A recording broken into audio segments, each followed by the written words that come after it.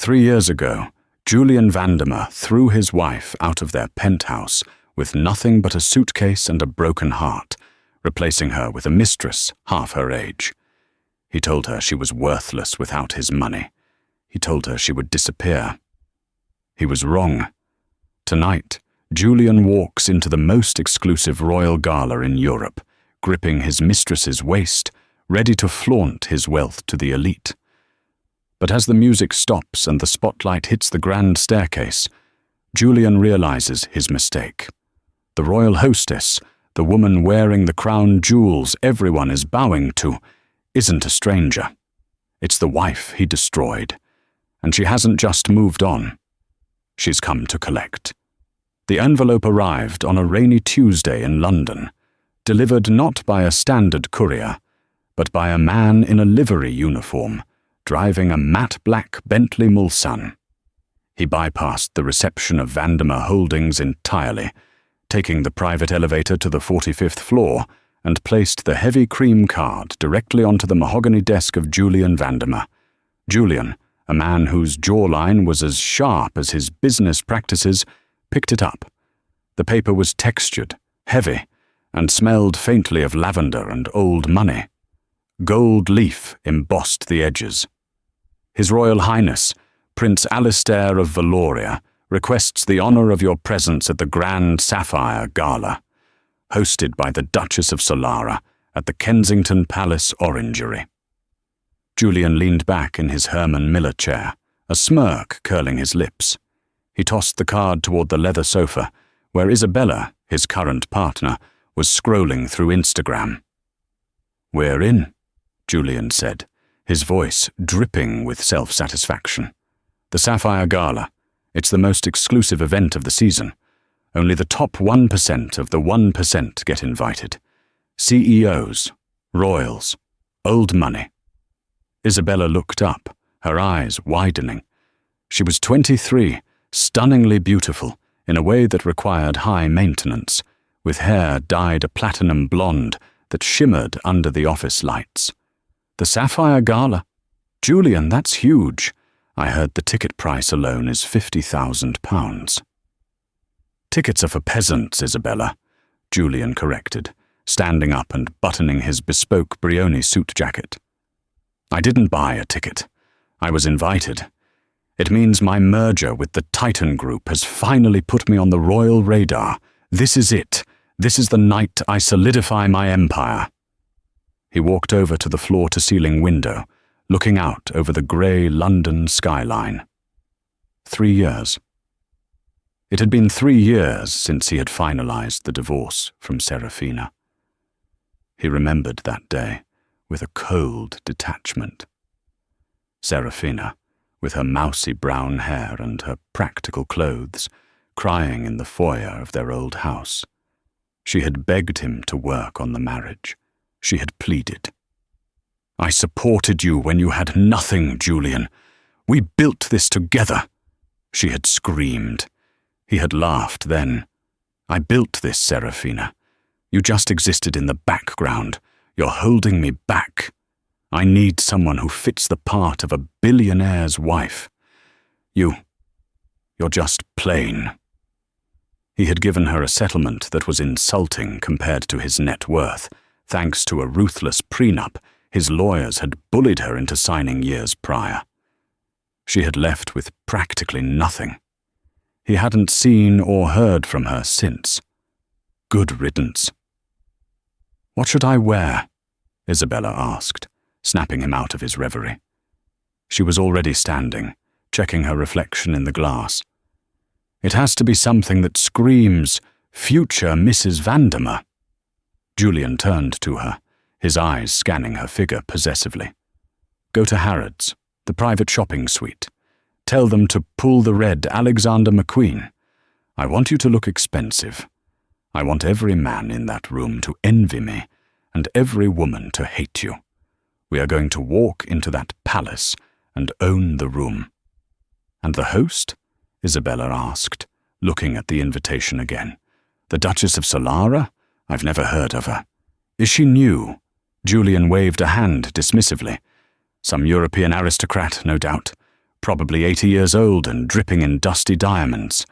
It doesn't matter who she is. What matters is that we are there, and I am going to close the deal with Lord Harrington. Tonight isn't about the host, Isabella. It's about us." He was confident. He was arrogant. He was entirely unaware that the name Solara wasn't a family name. It was a reference to the sun, a symbol of rising from the darkness. Julian checked his Rolex. "Get ready. The car leaves at 7. Tonight we show the world what perfection looks like." The approach to Kensington Palace was a sea of flashing lights. The paparazzi were kept behind velvet ropes, a chaotic ocean of cameras and shouting voices. Black limousines and Rolls-Royces idled in a line, depositing the world's elite onto the red carpet. Inside the back of his Maybach, Julian adjusted his silk bow tie. He looked at Isabella. She was wearing the red McQueen dress, a structured, plunging gown that left very little to the imagination. It was bold, perhaps a bit too bold for a royal gala, but Julian liked the attention. He wanted to be seen. "Ready?" he asked. "Born ready," she purred, applying a final coat of crimson lipstick. The chauffeur opened the door, and the cool London air hit them, followed immediately by the blinding flash of strobes. Julian stepped out first, buttoning his jacket, then turned to offer his hand to Isabella. As she emerged, the cameras went wild. "Julian! Julian, over here! Is it true you're buying the Kensington estate? Isabella, who are you wearing?" Julian guided her down the carpet with a practiced hand on the small of her back. He waved stoically, projecting the image of a man who owned the pavement he walked on. Ahead of them, he spotted Lord Harrington, the man he needed to impress, speaking with a tall, elderly woman in emerald silk. Julian quickened his pace, steering Isabella towards them. "Lord Harrington," Julian boomed, extending a hand. "A pleasure to see you outside the boardroom." Harrington turned, his expression polite but cool. He adjusted his monocle, an affectation, but one he earned. "Ah, Mr. Vandermeer. I see you received an invitation." I must admit, I was surprised. Julian's smile faltered for a fraction of a second. "Surprised?" "Vandermeer Holdings is the leading tech conglomerate in the UK. I would think my presence is expected." "Of course," Harrington said, his eyes drifting briefly to Isabella's plunging neckline with a hint of distaste. "It's just that the Duchess is particular about her guest list. She usually favours those with philanthropic endeavours over aggressive acquisitions. I'm sure once I meet the Duchess, I can charm her into seeing the value of aggressive growth," Julian laughed, squeezing Isabella's waist. "Speaking of, where is our host?" Harrington pointed toward the massive oak doors leading into the orangery. "She is inside, preparing for the opening address. It is a masquerade of sorts tonight. Vandermeer. Not of masks, but of revelations. I suggest you tread carefully. The Duchess values authenticity above all else." Julian watched Harrington walk away, annoyed. "Old fool," he muttered to Isabella. "He's just jealous I'm younger and richer." They entered the grand hall. It was breathtaking. Chandeliers the size of small cars hung from the ceiling, dripping with crystals. The room was filled with the scent of white roses, thousands of them, arranging in towering pillars. A string quartet played softly in the corner. Waiters in white gloves moved silently with trays of vintage champagne. Julian took a glass and downed half of it. He scanned the room. He saw competitors, politicians, and celebrities. He felt a surge of power. He had won. He had divorced the dead weight of his past and ascended to this. "Julian," Isabella whispered, tugging on his sleeve. "Look at that necklace."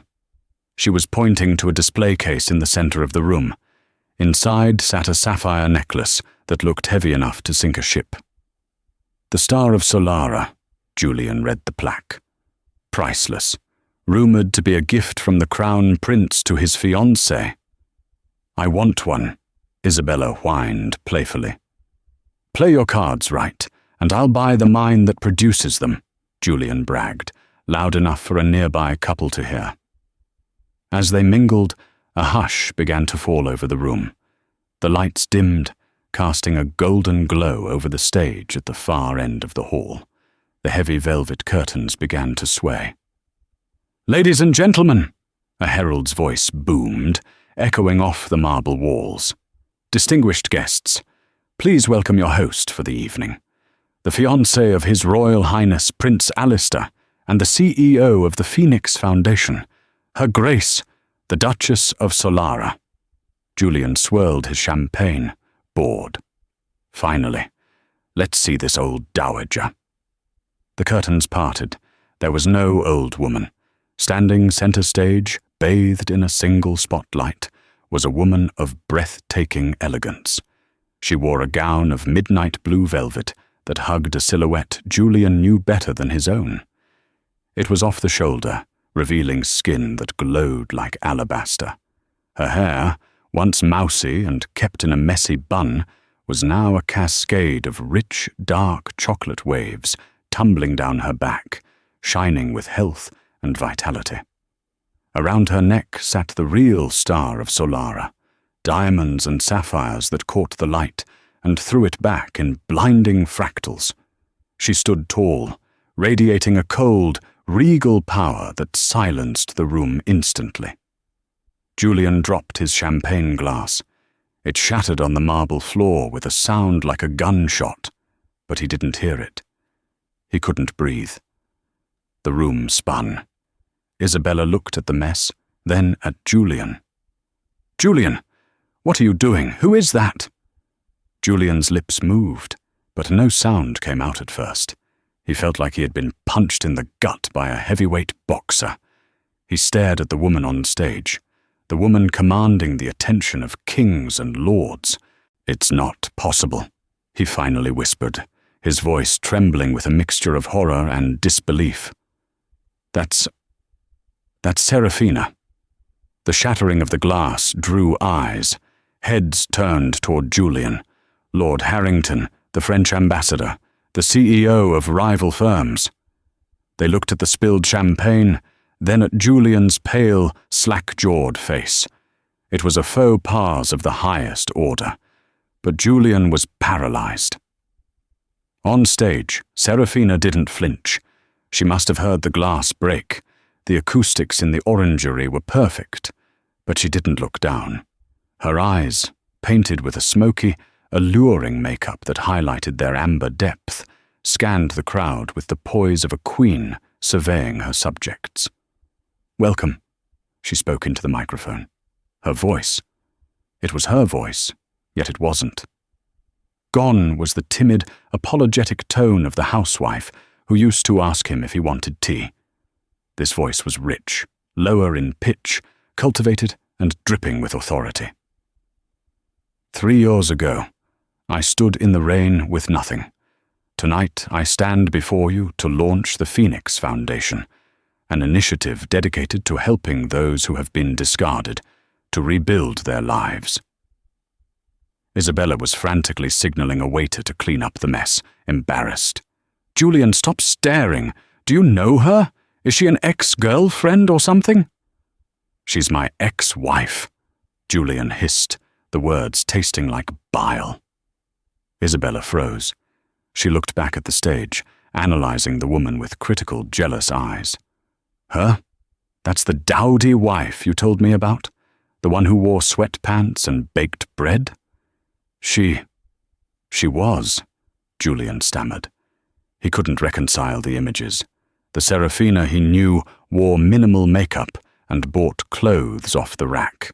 This woman was wearing a gown that likely cost more than his first car, and the way she held herself, her chin lifted, her shoulders back. She looked dangerous. Saraphina continued her speech, her gaze sweeping the room. "We often underestimate the strength of what we throw away. We discard people, ideas, and love, thinking they have no value. but pressure creates diamonds. And fire. She paused, a small knowing smile playing on her red lips. Fire creates phoenixes. For a split second, her eyes locked onto Julian's. It wasn't a glare. It wasn't a look of anger. It was worse. It was a look of total, amusing indifference. It was the look a human gives an insect before deciding it isn't even worth stepping on. Then she looked away, continuing her speech to thunderous applause. "I have to talk to her," Julian said, panic rising in his chest. His mind was racing. If she was the host, if she was the fiancée of Prince Alistair, she had power, massive power, and he had treated her like garbage. "Julian, don't," Isabella warned, clutching his arm. "She's the host. You can't just walk up to her." "Get off me," Julian snapped, shaking her off. "She's my wife, ex-wife. I know her. This has to be a joke, a setup." As the speech ended and the music resumed, a waltz, Saraphina descended the stairs. The crowd parted for her like the Red Sea. Prince Alistair, a man of 35 with the classic looks of a storybook royal and the sharp eyes of a military commander, met her at the bottom of the stairs. He took her hand, kissed it, and whispered something that made her laugh. A genuine, melodious laugh Julian hadn't heard in 5 years. Julian began to push through the crowd. He needed to re-establish dominance. He needed to prove that he was the one who made her, that she was nothing without him.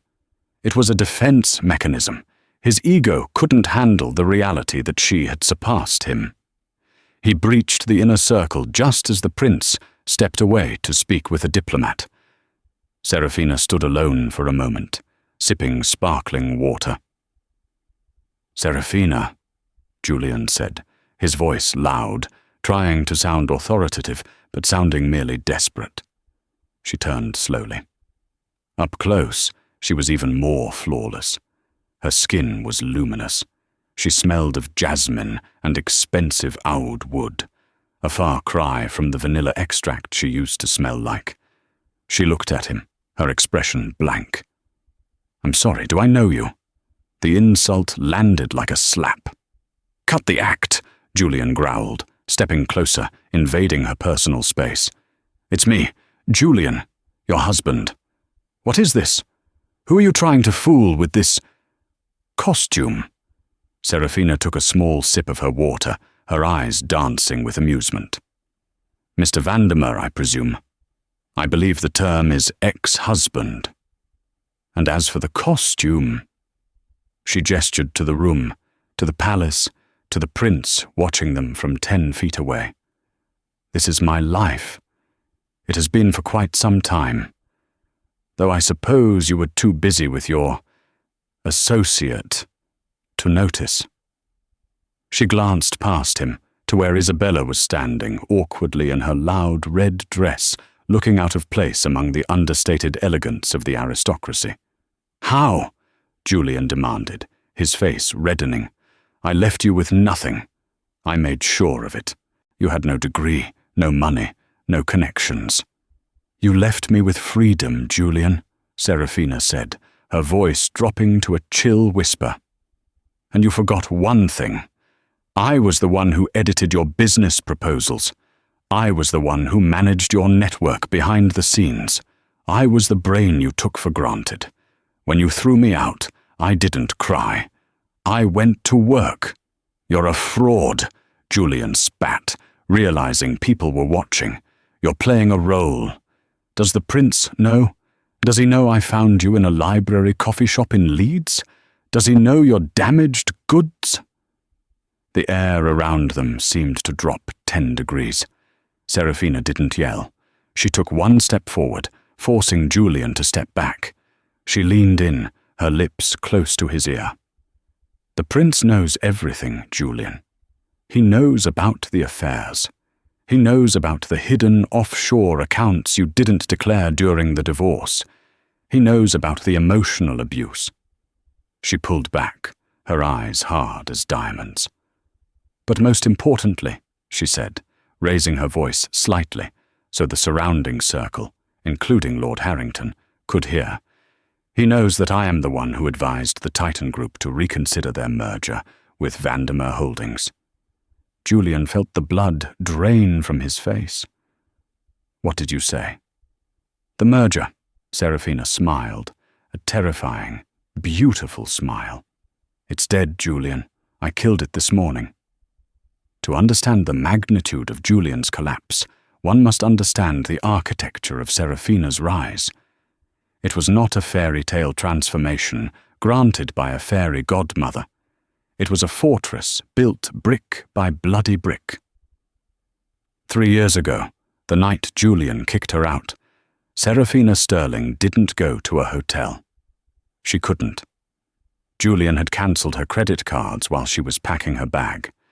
She slept in her car, a 3-year-old sedan she had bought with her own savings, parked in a 24-hour Tesco lot on the outskirts of London. She cried until her eyes were swollen shut. But by dawn, the tears had stopped. Saraphina realized something crucial in that cold car. Julian was right about one thing. She had made herself small to make him feel big. She had edited his speeches, balanced his books, and charmed his investors, all from the shadows, letting him take the credit because she thought that was what a good wife did. She drove to Heathrow and bought a one-way ticket to Vienna, using the last of her cash. She needed to be somewhere where the name Vandermeer meant nothing.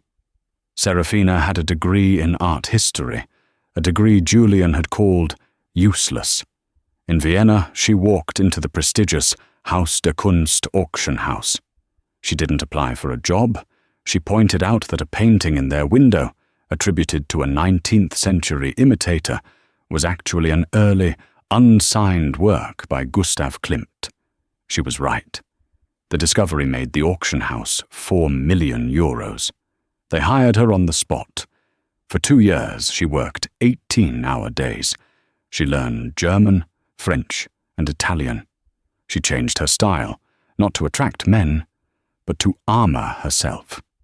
She traded floral prints for tailored blazers, passivity for assertiveness.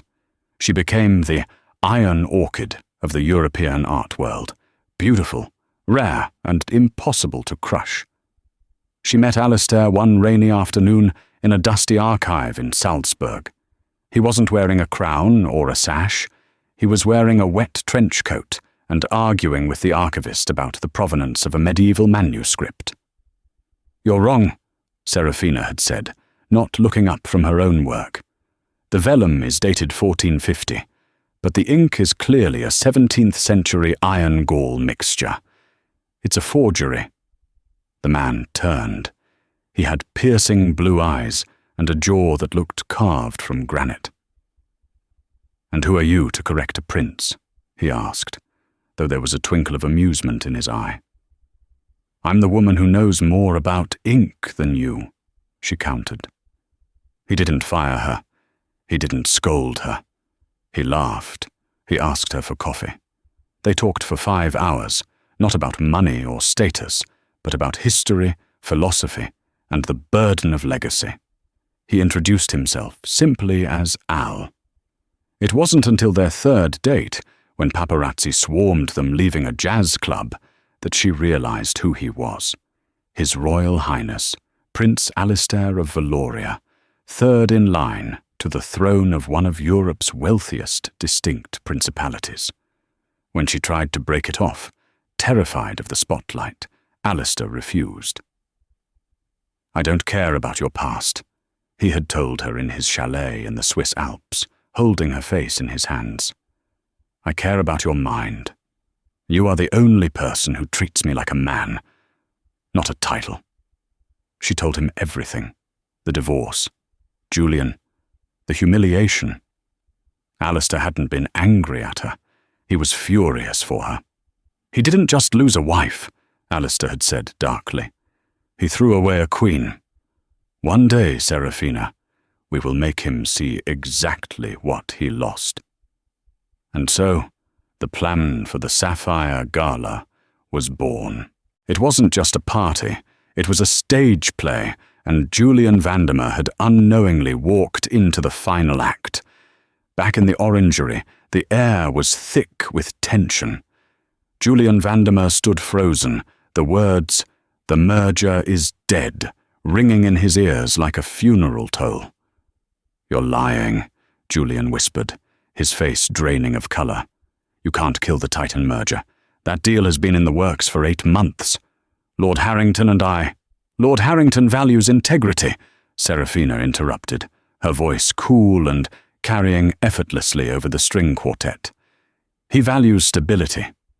When I showed him the forensic accounting of how you funneled company assets into your mistress's lifestyle under the guise of consulting fees, he found you unstable." Isabella, standing next to Julian, suddenly looked very small in her loud red dress. "Julian, what is she talking about? What fees?" Julian spun around to face the room. He needed to find Harrington. He needed to fix this. He saw the Lord standing near a pillar, studiously examining a painting. "Harrington!" Julian shouted, forgetting all protocol. He shoved past a waiter, nearly knocking a tray of caviar to the floor. "Harrington, look at me!" The room went silent. The music stopped. Lord Harrington turned slowly. He didn't look angry. He looked disappointed, which was far worse in these circles. "Mr. Vandemer, I believe I made my position clear earlier. The Titan Group does not do business with men who treat their finances and their families with such reckless abandon." "You listened to her?" Julian pointed a shaking finger back at Saraphina. "She's a scorned ex-wife. She's vindictive. She's manipulating you. She is the future Princess of Valoria." A deep, baritone voice cut through the air. Prince Alistair stepped forward, placing a protective hand on the small of Seraphina's back. He didn't shout, but his voice commanded absolute silence. He looked at Julian with the kind of disdain a lion reserves for a hyena. "And," the prince continued, "she is the most brilliant financial strategist I have ever met. She didn't manipulate anyone, Vandemer. She simply handed over the files you thought were hidden. You really should update your cybersecurity." Julian felt the walls closing in. He looked around the room. People he had known for years, CEOs, bankers, socialites, were averting their gaze. They weren't just looking away, they were physically turning their backs to him. It was the social death, a punishment more severe in high society than a physical beating. He was being erased in real time. "Come on, Julian," Isabella hissed, grabbing his arm. Her nails dug into his suit fabric. "Let's go. Everyone is staring. This is humiliating." "No!" Julian snapped, ripping his arm away. His narcissism wouldn't let him flee. He couldn't leave as the loser. He had to win. He had to show them he was still powerful. "You think you can ruin me?" Julian laughed, manically, adjusting his tie. "I am Vandemer Holdings. I am worth billions. I don't need the Titan merger. I don't need any of you." He reached into his pocket and pulled out his phone. "I'll buy my way out of this. I'll buy this whole damn building if I want to." Saraphina watched him with a pitying expression. "Check your phone, Julian." "What?" "Check your phone." Julian unlocked his screen. There were 42 missed calls, 30 from his CFO, 10 from his legal team, 2 from the Financial Conduct Authority. He opened his banking app. His face went grey. "Why are my accounts frozen?" he whispered, his voice cracking. "Because," Saraphina said, stepping down one step so she was eye level with him. "When the Titan deal fell through an hour ago, it triggered a margin call on the loans you took out to leverage the deal. And since the collateral for those loans was your stock, which has plummeted 40% in after-hours trading since the news leaked." "I'm broke," Julian choked out. "Liquidity crisis," Prince Alistair corrected smoothly. "Though, effectively, yes. You are currently trespassing at a charity gala you can no longer afford to attend." The humiliation was total. Julian looked at Isabella, his trophy, his prize. Isabella was looking at her own phone. She looked up at him, her eyes cold. Is it true?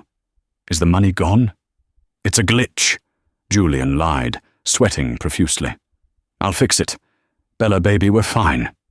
Isabella laughed, a cruel, sharp sound. We? There is no we if there's no money, Julian. I didn't sign up to be a nursemaid to a bankrupt fraud. She turned to Saraphina. Your Grace, she said, dropping a clumsy curtsy. I had no idea. He told me you were crazy. He lied to me too. Get out, Julian roared at Isabella. You ungrateful gold-digging.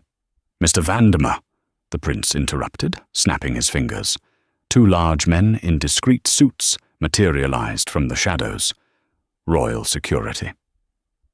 You are upsetting the Duchess, Alistair said calmly. And you are upsetting the guests. I think it is time for you to leave. You can't throw me out, Julian screamed. I am Julian Vandemer. You are a trespasser, the prince said.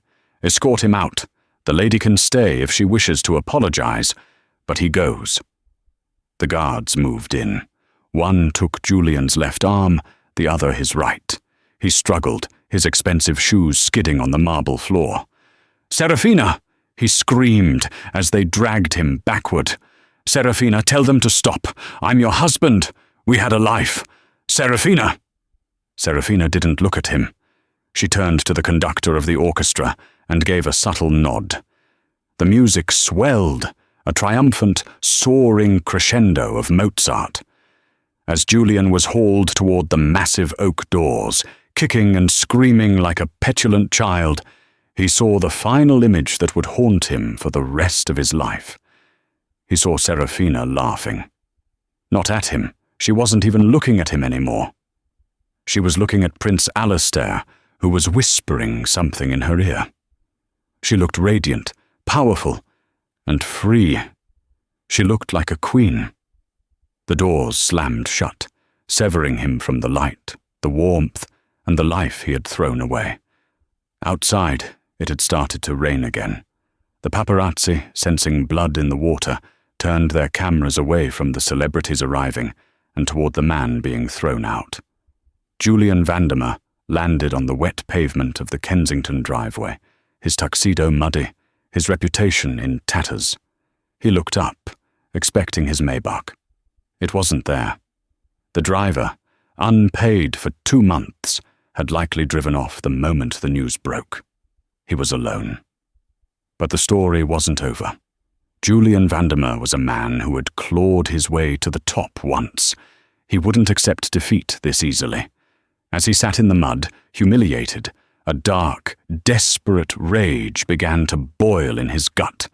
If he couldn't have his life back, he would make sure Saraphina didn't get to keep hers. He reached for his phone to call the one person he knew would help him burn it all down. A tabloid journalist known as the Butcher of Fleet Street. Hello? Julian rasped into the phone, rain dripping down his nose. I have a story. About the future princess. It's a lie, all of it.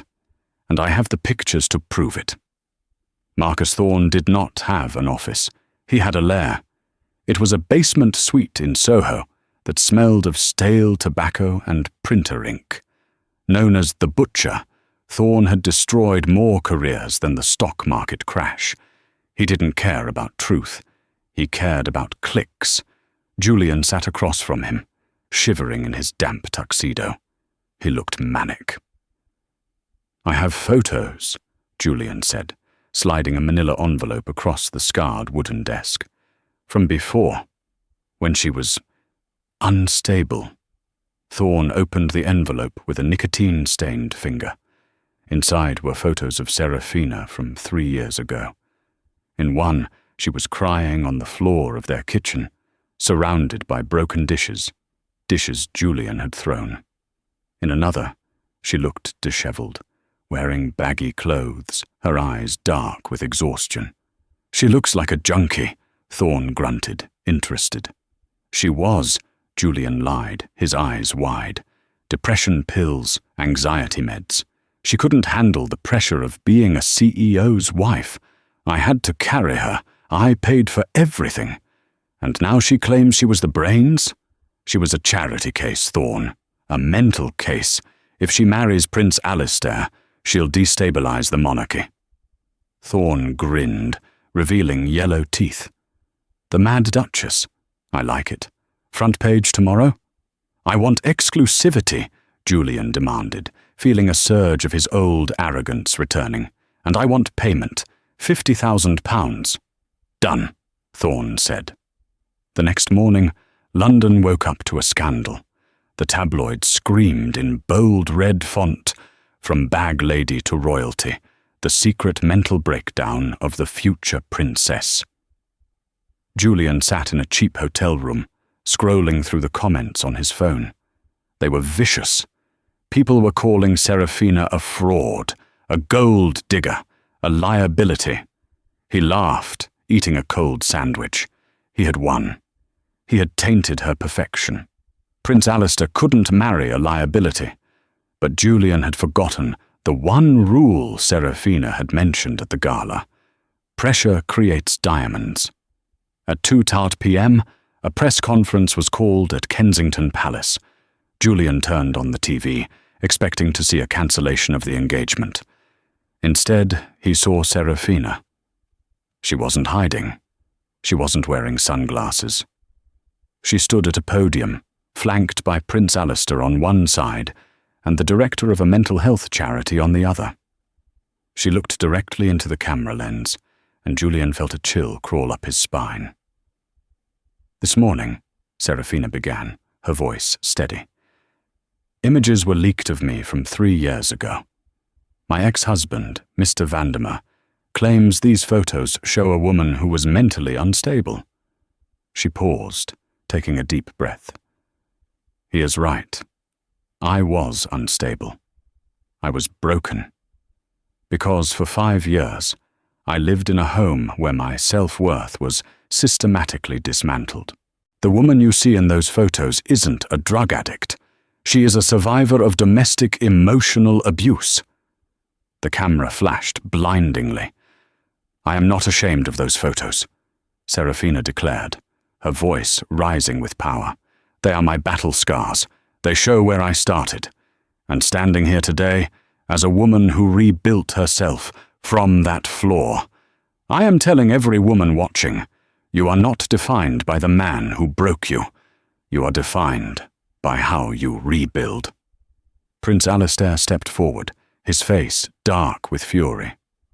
"We have also released the full police report from the night of their separation, along with the medical records indicating Mr. Vandemer's accidental injury to her arm." Julian dropped his sandwich. The medical records. He had bribed the doctor to keep those quiet. How did they find them? "Furthermore," Alistair continued, "the palace is pressing charges against Marcus Thorne for libel, and against Julian Vandemer for blackmail and violation of a non-disclosure agreement. The payment Mr. Vandemer received from the tabloid has been traced. It is a criminal act." The feed cut to a reporter outside Julian's hotel. "Police are currently moving to arrest disgraced CEO Julian Vandemer." Julian heard the sirens before he saw them. He ran to the window. Blue lights flashed against the rain-slicked glass. They weren't coming to interview him. They were coming to take him away. He had tried to bury her, but he didn't realize she was a seed. And now, the dirt he threw was only helping her grow, while he was being buried alive. The downfall of Julian Vandemer did not happen in a vacuum. It happened in the high-definition glare of the public eye. The trial at the Old Bailey, London's central criminal court, was less a legal proceeding and more a public flaying. Julian stood in the dock, encased in bulletproof glass, wearing a suit that was 2 sizes too big. He had lost 20 pounds in the 3 weeks since his arrest. The charge list was long: blackmail, extortion, violation of the Computer Misuse Act, and perjury, but the legal charges were nothing compared to the social indictment. The star witness for the prosecution had been the final nail in his coffin: Isabella.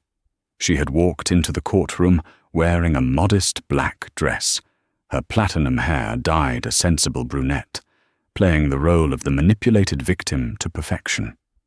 She testified that Julian had forced her to pose as his fiancée, that he had coerced her into spending the company money, and that he was obsessed with ruining his ex-wife. It was all lies.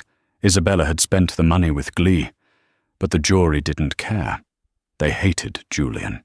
He was the villain of the year.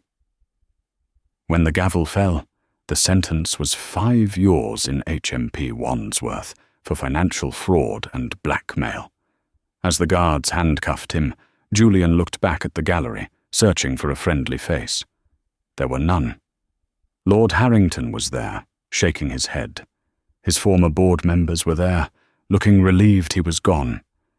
But Saraphina was not there. She hadn't even dignified his trial with her presence. The morning of the royal wedding dawned with a sky the colour of a robin's egg, a rare, perfect blue over London. The city was vibrating. Millions of people lined the streets from Buckingham Palace to Westminster Abbey. Flags waved in a chaotic sea of red, white and blue, interspersed with the gold and emerald banners of the Phoenix Foundation. Inside cell 42 on the G-wing of Wandsworth Prison, the sky was just a sliver of light through a barred window high on the wall. The air smelled of industrial disinfectant, unwashed bodies, and damp concrete. Julian sat on the edge of his bunk. His head was shaved, a precaution against lice, and the sharp, handsome features that had once graced the cover of Forbes were now gaunt and hollow. He wore grey sweat pants and a jumper that itched. "Oi, Vandemer!" a voice shouted from the corridor. It was Biggs, a hulking man serving time for armed robbery, who had taken a twisted liking to tormenting the fallen CEO.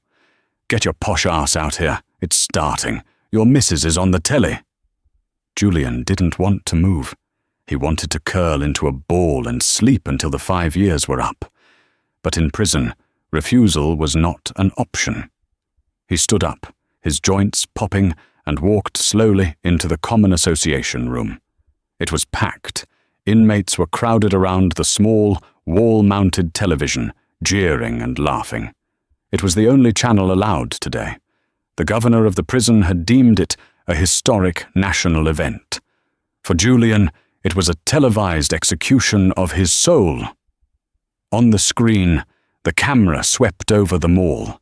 The crowds were roaring, a sound like continuous thunder. The commentator's voice, crisp and British, filled the room. "It is a glorious day for the monarchy, and indeed for the country. We are awaiting the arrival of the bride, Miss Saraphina Sterling, soon to be Her Royal Highness. The excitement is palpable. It is a fairy tale come true, a woman who rose from hardship to capture the heart of the people's prince." Julian leaned against the back wall, crossing his arms to hide the shaking of his hands. "Look at that car," Biggs whistled, pointing at the screen. A vintage Rolls-Royce Phantom 4, the glasshouse model, was slowly making its way through the cheering throngs. Inside, visible to the world, sat Saraphina. Julian felt the breath leave his lungs. She was wearing a gown designed by Sarah Burton for Alexander McQueen, a breathtaking creation of ivory silk crepe and satin gazelle. The bodice was hand-embroidered with English roses and the mythical phoenix, a subtle nod to her foundation. But it was her face that destroyed him. She wasn't looking down demurely. She was waving, smiling, her eyes bright and alive. She looked victorious. Not in a vindictive way, but in a way that suggested she had completely forgotten the darkness that came before. She looked like she had never been broken. "She's a looker, ain't she, Julian?" a younger inmate sneered, nudging him. "How'd you fumble that bag, mate?" Julian didn't answer. He couldn't. His throat was closed tight. He remembered the last time he saw her in a car. It was the day he kicked her out. She was driving her beat-up Ford, crying so hard she could barely see the road. He had watched from the window, sipping scotch, feeling powerful. How? He thought, the word looping in his mind like a curse. How did she do it? Westminster Abbey. The interior of the abbey was a sanctuary of golden light and soaring stone arches. The air was thick with the scent of lilies and beeswax. Kings, queens, sultans, and presidents filled the pews. Prince Alistair stood at the altar, dressed in the full ceremonial uniform of the Royal Dragoon Guards, the scarlet tunic stark against the stone. He did not look like a stiff, duty-bound royal. He looked like a man who was struggling to contain an explosion of joy. He kept glancing at the great west door, shifting his weight, his famous composure cracking. As the first notes of Handel's Zadok the priest rang out, the congregation rose. Saraphina began her walk. She walked alone for the first half of the aisle, a break from tradition that she had insisted on. It was a statement, "I come to this marriage on my own 2 feet." Halfway down the aisle, her father did not meet her. He had passed away years ago. Instead, the king himself stepped out from the side. A gasp went through the abbey and through the billions watching at home. The king offered his arm to Saraphina. It was the ultimate seal of approval, the ultimate rejection of anyone who had ever doubted her worth. In the prison common room, the silence was heavy. Even the hardest criminals were watching, captivated by the sheer spectacle of it.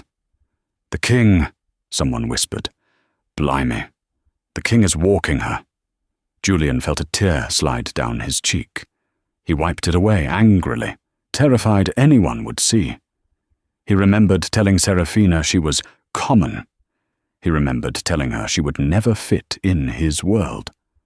And now, the monarch of England was escorting her to the altar, while Julian rotted in a cage.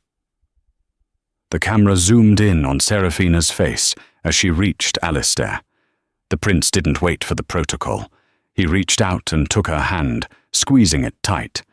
He whispered something to her that the microphones didn't catch, but the lip readers would later confirm. He said, "You are the only truth I know." Julian squeezed his eyes shut. He remembered his own wedding to Saraphina.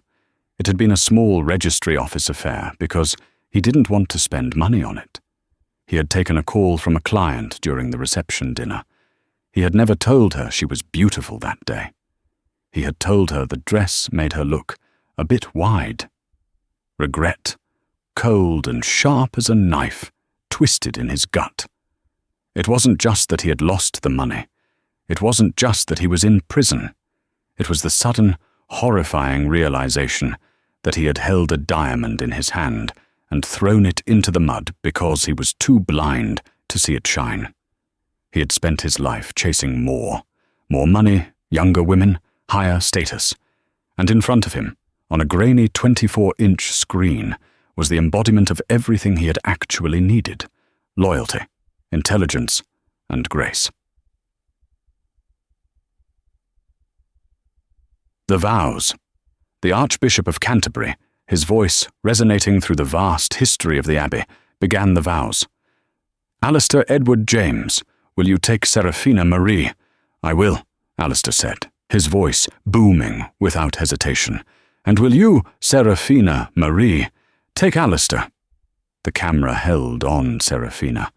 For a split second, her eyes seemed to drift upward, looking at the stained glass, looking at the light. "I will," she said.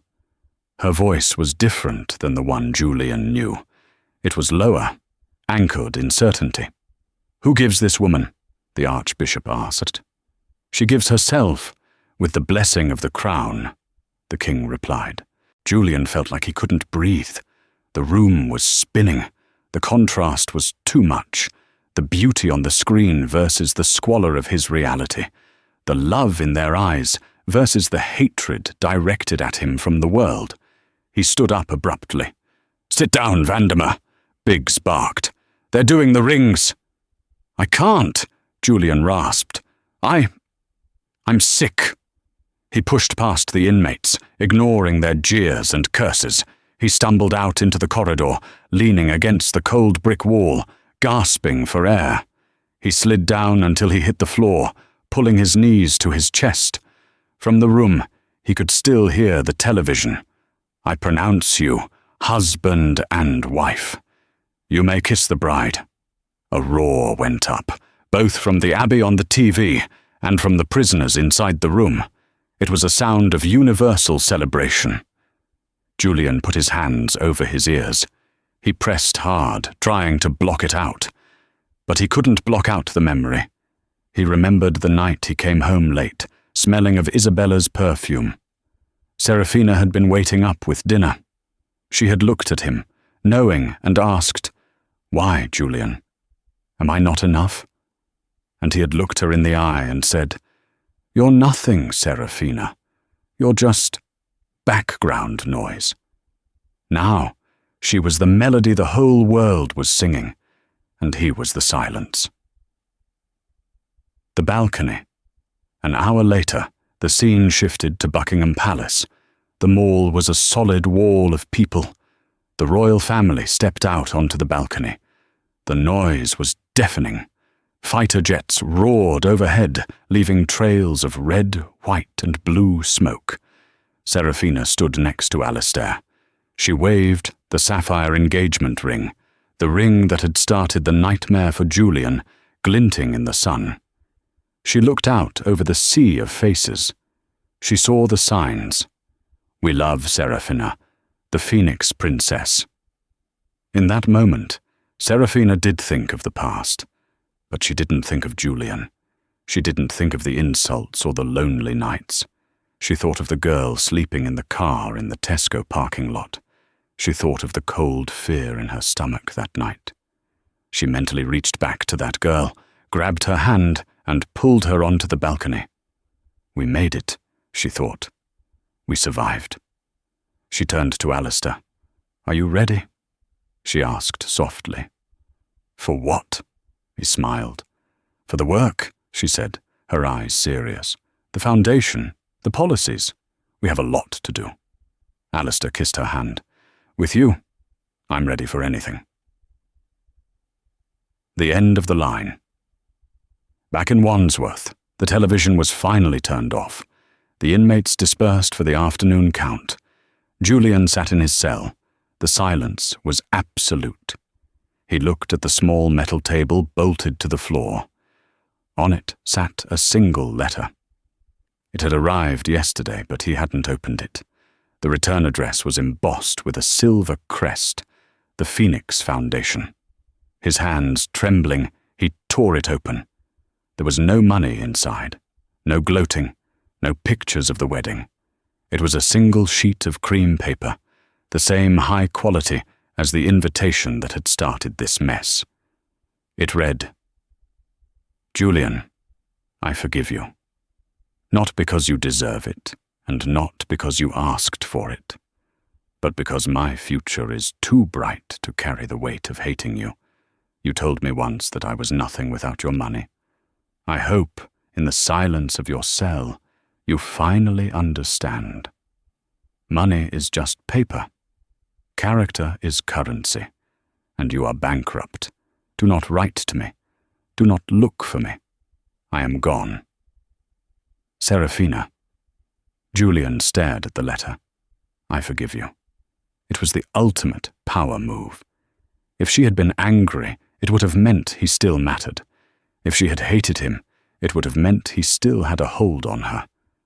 But forgiveness? Indifference? That was erasure. She had scraped him off her shoe and kept walking.